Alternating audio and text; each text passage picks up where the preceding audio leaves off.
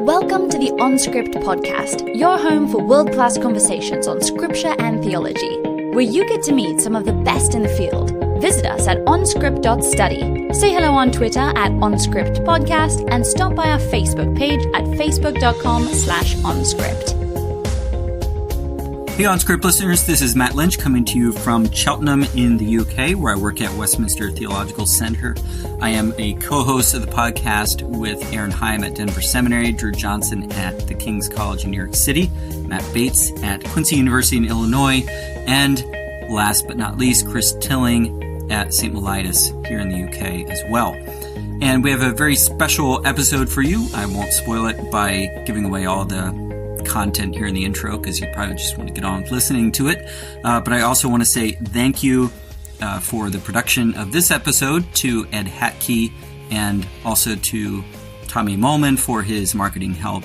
And congrats to him on getting into Duke Divinity School, where he's going to be doing his second master's degree.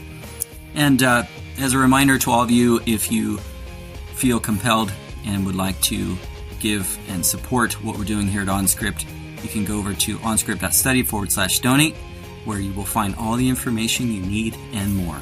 Thanks. Enjoy the episode. Welcome, OnScript listeners. We have a very special guest this week, Professor Ervine Sheblatzm, who brings a range of expertise and insight that's almost unparalleled in the field of biblical studies. Professor Sheblatzm has a PhD in physics and a PhD in theology, and is interested in how those two fit together. He's the author of numerous articles and books, but his most recent is The Apostle Paul, Multiverse Theory and the Journey of the Inner Soul, published in 2018. Professor Sheblatzm, welcome to OnScript. Welcome. So, physics and theology, what led you to bring these two divergent topics into conversation? Well, it's a very good question. Is it okay to call you Matthew? Yeah, that's fine. As far as okay. Science, as you well know, is made up of parts, and one of that part is physics. And I think a lot of Christians are attracted to the understanding of how science actually blends together with the Bible. Mm-hmm. And for me, I've always seen that as one of these areas where really someone who wants a challenge, an intellectual challenge, can wrestle with two parts of that. And for me, physics and the physical world and all the things that come with that, mixed with theology, particularly, some parts of the Bible are pretty easy, other parts are more difficult. So I think physics and theology marrying those two together, being, as you say, divergent topics, I think it's always excited me. Yeah, and I feel like a lot of Christians, they have a grasp of one or the other, but they're not really sure how to put the pieces together, without, either Christians think they have to be a good theologian and therefore sort of dispense with science, or as they get into science, they think they have to throw their faith away. So I think what you're doing is really important. I do too, yeah. Now, I just want to step back for a moment. It says on your website that you run a research facility in the Lakes District in the UK. So I'm wondering if you could give our listeners a sense of what happens there on a typical day. So I feel like, following the footsteps of the great minds, it's when you're wrestling with some of the biggest and most fundamental questions in faith or science, I feel like you need to follow in the footsteps of the great thinkers. Like Albert Einstein, he was at a university surrounded by thinkers, research, literature, all that kind of thing. And I think that helps. That's just helpful. All the great thinkers. Other great thinkers like there are lots of them that had this kind of thing. So I've been working hard to develop that kind of setup as well. So what I do first is I wake up generally, and I tend to go straight downstairs and feed all my cats. Feeding my cats, it sets my day up well, and it's kind of the first thing I always do. There's an old English saying that goes, if you feed your cats, they stay alive. So I've always kind of stuck to that, and then I usually get myself a coffee and half a watermelon. I read on the internet the other day that if you eat half a watermelon a day, for breakfast, it sharpens the mind. And I think tidbits like that just come to you over the internet. I think it just almost sacrament. You just need to live by them. So I've embraced that. It's given me terrible wind at the moment, but I feel like any great science or person of faith, you've got to stay dedicated to the cause, which I am doing. Then I usually log on and check my book sales. I'm having this. It's probably the same for you, Matt. Probably daily you check your book sales, and it's a thing. I think that it's not like a narcissistic thing. It's just a way of making sure that my thoughts are being absorbed by people. And I've had this problem with that. I'm gonna have to contact the publisher because I think there's some zeros missing off the book sales. So anyway, that's the idea. So yeah, so I have a setup where I have books. I have the internet, obviously, because for me the internet is a mine of the stuff you can on the internet. It's just unbelievable. It's fantastic. And then my friend Dave comes over, who likes to sit with the cats and me, and we talk about stuff, and we really wrestle. And I think for me it's like you hear in the past of these great scientists and great thinkers. They're not alone. They're not hermits. They interact, and I think my friend Dave's given me that sense of challenge. Yeah, and I think we all need those sort of intellectual sparring partners to sharpen our ideas so that we don't end up with something kind of weird and wacky off to the side of the field and where the conversation is happening in our discipline. Absolutely. When Paul's writing his letters, he could talk to the disciples. Yeah. Now to your book, The Apostle Paul, Multiverse Theory and the Journey of the Inner Soul. First of all, actually, I meant to ask you before before the interview, but I didn't see a publisher listed in the pre-publication copy you mailed me. So where can our listeners find this, and who's it published with?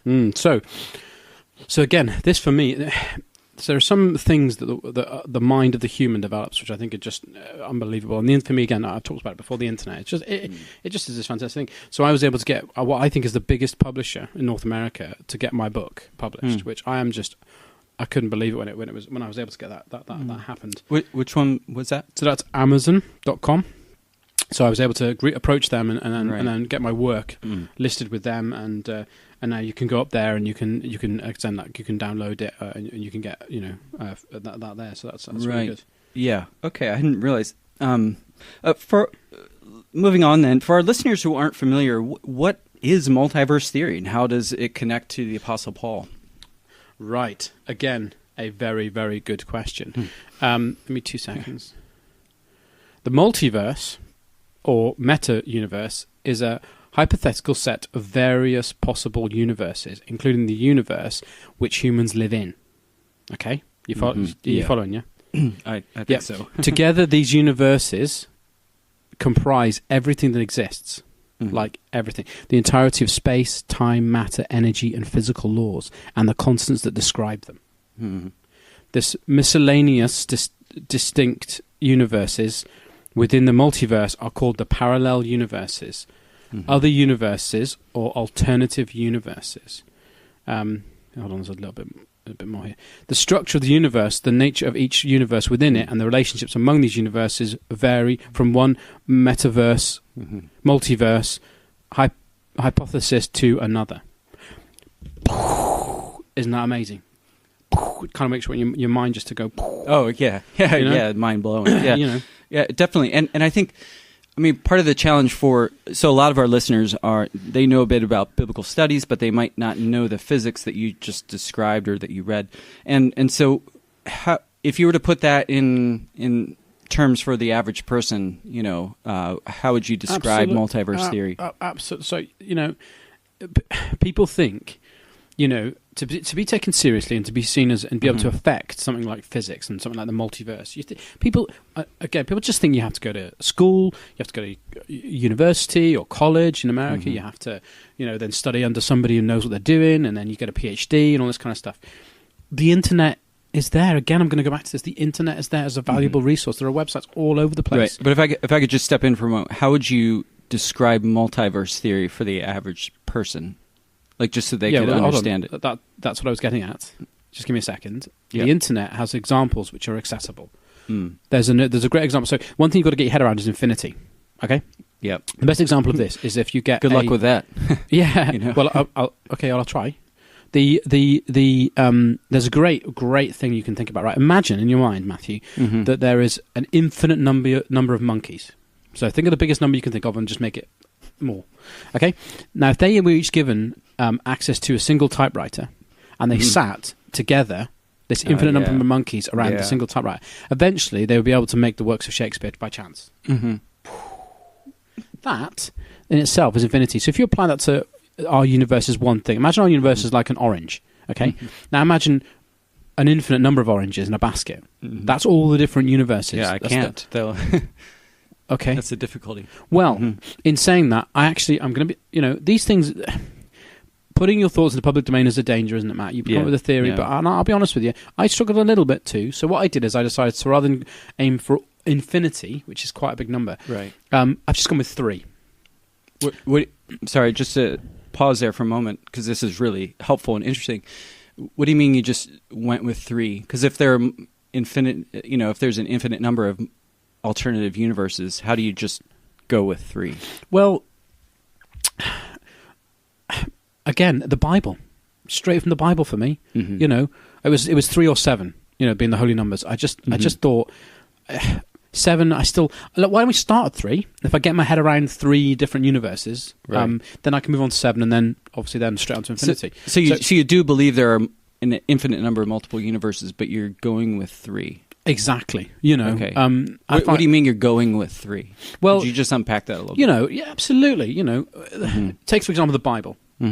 Some people could say that's almost an infinitive number of pages in it. Whereas what you could do is take one verse and that's it. That's all you need, sort of thing. So for me, I've similarly done the same. I just thought, the Trinity is 3. And God made the Trinity, so why can't I use the same number to pick 3 universes and then sort of work through that to get my head around how on earth is there like more than one universe? Because that's a bit, a little bit bonkers. But that's my wrestle, and that's the reason why I'm writing this book, really, to explore, how 3 multiverses, right? Okay, so kind of would work. Yeah, so. I think I'm beginning to grasp that. I might need a little convincing, but I'm not a physicist, so it's hard for me to dispute the science. Like I always say, there's always time to be a physicist. With the internet. Right. Google physics but I mean you did a PhD, so surely you see a place for formal education in there, right? Oh no, sorry, there's always a bit of confusion. I didn't do a PhD. The reason that when I was uploading my book to Amazon, there was a drop down box that they wanted my name, and I've always thought of people like Dr. Doolittle or Dr. Phil, that it just makes people take you seriously, and I want to be taken seriously. So I just decided to go for a doctor rather than Mister, and so that's why I did that, because and like I said to you before, that is a traditional journey of discovery. But Einstein never did a PhD. Okay, yeah. Let's park that for a moment. Okay, so is the idea that right now we exist in parallel universes but might be having slightly different conversations? Wow. Matthew, that is a fantastic, if I could be so bold as to say, inspired question. And to be honest, in answer to your question, it's questions like that move forward our understanding of these hugely complex issues. It's great. So what... just to go back to my actual question, then, is the idea that we exist in parallel universes? No idea. To be honest, and this again goes back to the kind of with any theory, it's a work in progress. And I don't think I've quite managed to get sort of get my head around it. To be honest, I'm sure you've experienced this. You're in the process. I think of writing a book. Yeah. You put in a whole chapter, and you think, that in the end you read it back and, you kind of go, that doesn't make sense. So I think, so yeah, it will make, one day that chapter will make sense, but in the short term, I took it out, to be honest, candid. So what, just to go back to my actual question then, is the idea that we exist in parallel universes, but might be having slightly different conversations? Okay, so part of the case you want to make is that Christians need to develop spirituality and multiversality. So, first of all, I wasn't quite sure what you meant in developing multiversality, because I don't see it as something that we actually have control over. If we exist in parallel universes, we can't do a whole lot about that. So how do you actually cultivate that or develop that? What does that look like in practical terms for you? Absolutely. So I think in this area, I think we all need to search out what that means for us as individuals. I think that, for me, the Spirit... But having done that searching, what did you find? The search... So I think... the work of the Spirit, for me, is a thing in which potentially you could break up, and you could have multi-spirits. So just think about that for a second. Like the multiverse, maybe we could look at having multi-spirits in the sense of there are let's take an example of the Bible. Let's go back to the Bible, which I think is a good practice. The fruits of the Spirit. Yeah, there are 12 fruits of the Spirit. But 12? 12. So no one can do them all. That's not possible. So I think and this same for me. This model has worked for me. I go for 3. Okay, 3 fruits of the Spirit. So with the Spirit, why not just choose 3 elements of the Spirit? And you can see the pattern of the 3 appearing for me here. So, but something you said there kind of caught my attention. I want to. I bet it did. Drill down on it for a moment. Yeah. You said that you would talk about multiple spirits. What does that do for the doctrine of God when you have multiple spirits? The doctrine of the Trinity and one God, monotheism. Like, how does it affect that doctrine when you're there? When you're talking about multiple spirits and presumably multiple Jesuses too, right? Well, there's a question for you, Matt. There's a question for all of us. It just did Jesus just come to our version of the multiverse? So the question, in answer to your question, answer my question with a question, right? Well, that's the great challenge for all of us, isn't it? There are no answers. Yeah, but there are some answers. Yeah, but when you write a book on it, I feel like you have to have something you conclude on the basis of, even if your conclusions are preliminary. Right? So what is that really what we want books to do? Do we really want books to answer our questions? Apparently not. Well, So how does understanding multiverse theory help us understand Paul and vice versa? Like, how do these two relate to each other? Because I'm still not, I'm not seeing the connections yet, but I'm sure they're there. Yeah, absolutely. Well, for me originally, it was going to be like the marrying of the physical and physics with Jesus, but it's been quite a lot of attention on Jesus, really. So I thought I'd go for sort of the number 2, go for Paul. So, and so when I looked at it, what jumped out at me. I mean, and to say the Bible is a living thing, it jumped out at me was the verse where it says, "I know a man in Christ who 14 years ago was caught up in the third heaven." And again, I was like, third heaven, third, and that was a massive reinforcement of my idea of just starting with 3 multiverses. Because look at it, you got 1, 2, 3, Trinity, 3, third heaven.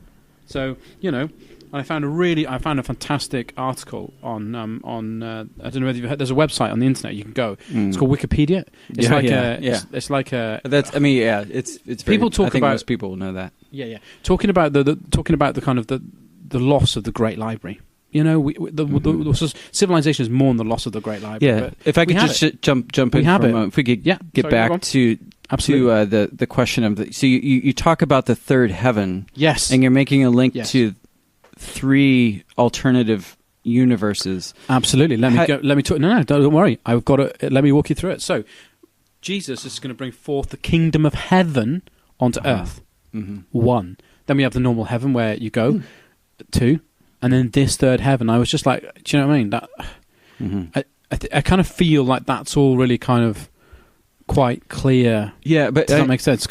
It's self-evident. If I could say. But I think for a lot of our listeners, myself included, we're going to look at that and say, when Paul talks about the third heaven, or the Old Testament talks about the highest heavens, you're dealing with ancient cosmology. So a view of the world that we no longer share because of modern physics, precisely because of modern physics. So how do you use those texts, which are assuming an ancient cosmology, and then derive modern physics from that? Absolutely. I think there, Matthew, if I may say, you've made a fundamental flaw.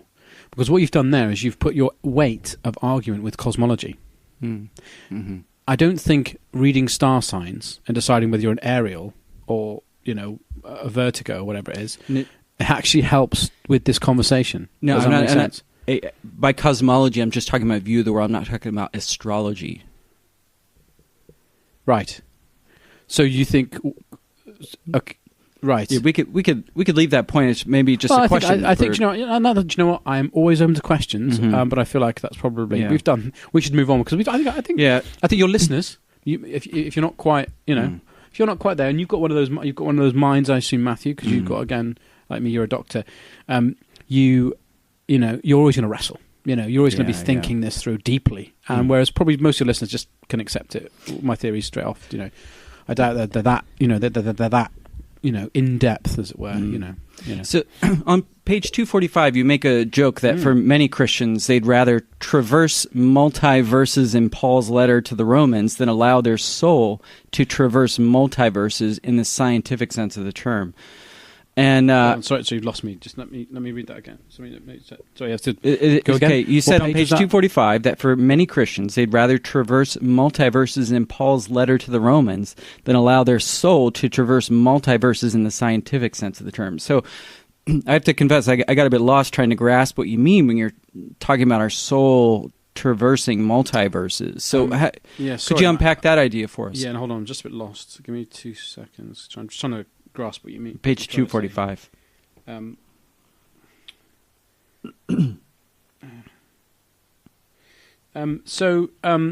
Well, okay, yeah. No, this for me. So I read a book. I went on the internet and I found this website. Okay, called physicsandgodexplained.org, and I went on there. And there was this guy who lives. A very interesting guy. He lives in Arizona. He lives in the ground. Because he built this bunker in the ground in Arizona. Anyway, he had photos and everything. It was really strange. Anyway, he's got this theory, and what I did is I felt his theory was really strong, so I copied and pasted this section of his website into my book, because I felt that he had explained it better than I did. And so I think maybe I can come back to you on that. Maybe in the next podcast we do, I could just maybe come back. We'll ask the guy in the ground, so to speak. Well, it's in my book, so really, it's something of course I understand. Right. So I'll just need to, just some questions. When you write a work like this, I just don't think you can guarantee the ability to just have everything right there. It's so many pages. And it comes from so many different sources, like the Bible itself. I do think so.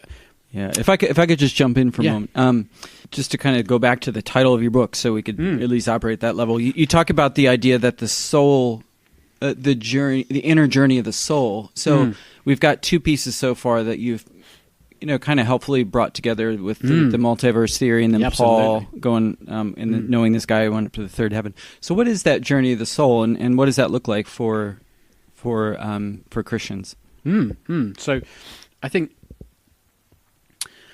Where do I start? The Bible is full of symbology and metaphors and, that kind of stuff. And I just think, Paul's journey is our journey, Yeah. And I think when it comes to the soul, the journey, that the soul goes on is just a really amazing journey, much like Paul's journey. So I think, and Jesus went on a journey. Moses went on a journey. The guys who the guys who went to the disciples. Sorry, the disciples. Again, I wasn't thinking of them. I was thinking of the guys who went to Egypt. and they had to get out. The Israelites. The Israelites, yeah, sorry. Yeah. So the Israelites, talking about a journey for them, and their journey, so that's really the answer, is that the soul, it's a journey. Goes on a journey. Yeah. Yeah. Yeah. I'm going to see, yeah. I think that's it. Yeah, that's good. So what do you think are some of the other practical implications of your book for our listeners who are trying to think about, like, maybe they're in science, maybe they're scientists, and they're thinking, how can I be a good scientist and also a person of faith? What would you recommend? Well, I mean, for me, it depends on what kind of science, because some science is Mm-hmm. merges with the Bible beautifully, and to be honest, some science I'm not so sure. So I think All right. So what's an example of a science that doesn't merge well with the Bible, and what's an example of a science that does? Well, absolutely. I mean, because the Bible is completely literal, there's always that tension, that real tension between the sciences of, evolution and all those kind of these people who think that the Genesis is some sort of poetic collection of verses written by some sort of priests and something like that. The Bible is what it is. We've got to work with it. And so these scientists who bring out these rocks, these old rocks, well, who put the rock there, if you know what I mean? So I think for me, there's some sciences we just need to say, okay, you're saying good for you, but it's like, so you believe the Earth is 6,000 years old? No, I believe the Earth is 3,000 years old. Yeah, I guess that's probably a topic for a whole nother podcast. But, so that's another book I'm working on next. Is I think the people who have picked out 6,000, I think they've just not got that right. So I'm more around the 3. Yeah. Although again, I was on the internet the other day and I was reading on this forum, and I really was struck by the fact that it could even be shorter than that. There was one guy, he was talking about this theory about 1,500 years old, and I was just like, that's quite close. I think 6 is a bit better, 3 is really better, but but he had this photo, this thing that he'd found in the woods while he was out walking, and he just like, well, I'm open to that kind of thing, So that's my encouragement to all of you. But what's your process for sifting through all those sites, because some of them are based on really poor research, right? Absolutely, and it's like but you go into a library, you'll find a different way of finding stuff. So for me, I like to call it my treasure hunt. So I might as well dress as a pirate while I do this. To be honest, it's so much fun. I just go on the internet and I Google and I look for something. And so my rule of thumb is the longer the domain name, I think has more value. Okay. So when you go to sites like Bible.com, it's like, come on, guys, Bible.com. If you go to something that actually has an expression like the Earth is flat, or the Earth is 8,000 years old.com, all these I think someone's really been inspired to come up with a URL like that, So, CNN.com, it's like, what is that? The truth you can find the truth.com. These kind of like, you know what I mean? So I first look at that, and then I look at how busy the site is.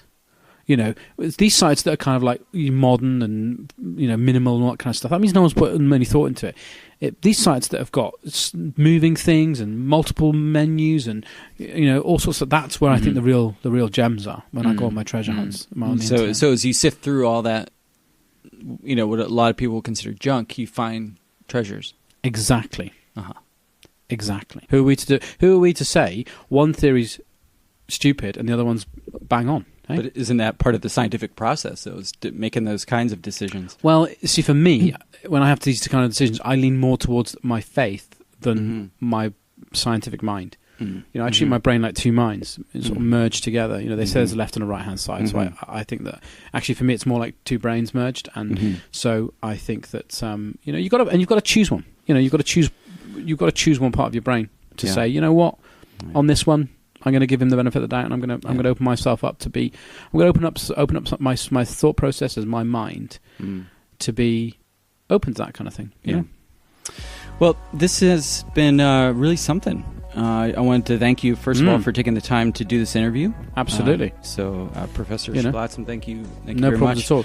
So my book's available on Amazon.com and on Amazon.uk. And I want to wish you a very happy April Fool's Day. Happy April Fool's Day. You've been listening to OnScript, delectable conversations on scripture and theology. If this episode has brought you inner peace or lit your biblical fire, please consider a small donation of just $2 or $5 per month. Information on how to donate can be found at onscript.study/donate.